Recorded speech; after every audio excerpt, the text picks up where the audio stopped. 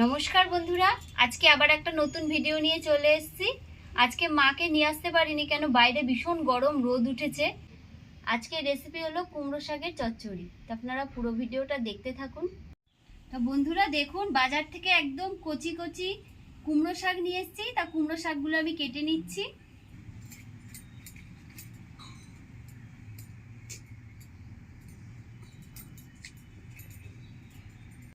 বন্ধুরা, কুমড়ো শাকগুলো আমার কাটা হয়ে গেছে।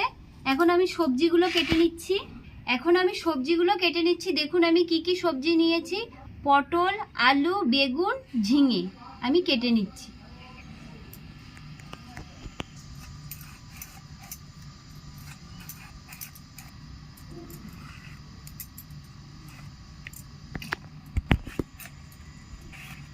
দেখুন বেগুনটা একদম কচি।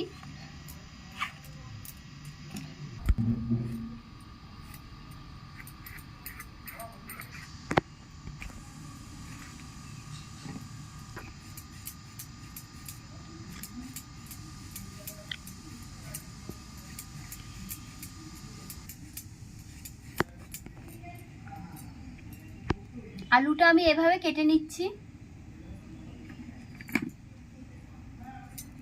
সামান্য একটু আদা বেটে নিচ্ছি।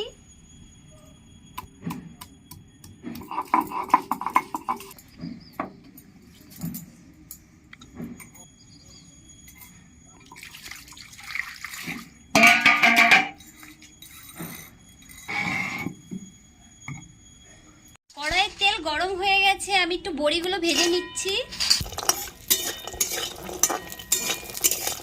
বড়িগুলো ভাজা হয়ে গেছে, আমি নামিয়ে নিচ্ছি। কড়াইয়ের তেল গরম হয়ে গেছে, একটা তেজপাতা দিয়ে দিচ্ছি, শুকনো লঙ্কা, রাঁধুনি আর কালো জিরে ফোড়ন দিয়ে দিচ্ছি। বেটে রাখা আদা তেলে দিয়ে দিচ্ছি। ধুয়ে রাখা আলু দিয়ে দিচ্ছি। আলুটা লাল করে ভাজা হয়ে গেছে, ধুয়ে রাখা সবজিগুলো দিয়ে দিচ্ছি।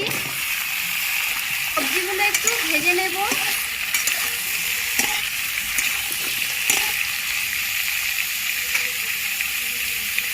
সবজিগুলো হালকা লাল করে ভাজা হয়ে গেছে।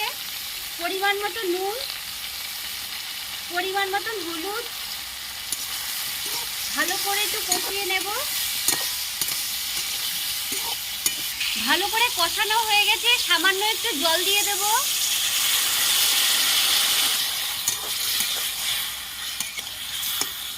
কুমড়ো শাক দিয়ে দিচ্ছি। 2 মিনিটের জন্য আমি ঢাকাটা দিয়ে দিচ্ছি। ঢাকাটা একটু খুলে নিচ্ছি।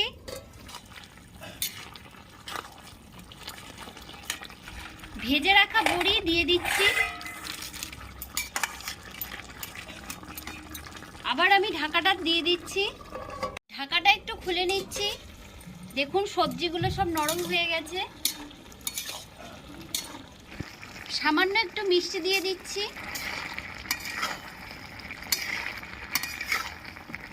বন্ধুরা, কুমড়ো শাকের চচ্চড়ি আমার হয়ে গেছে, আমি এখন নামিয়ে নিচ্ছি।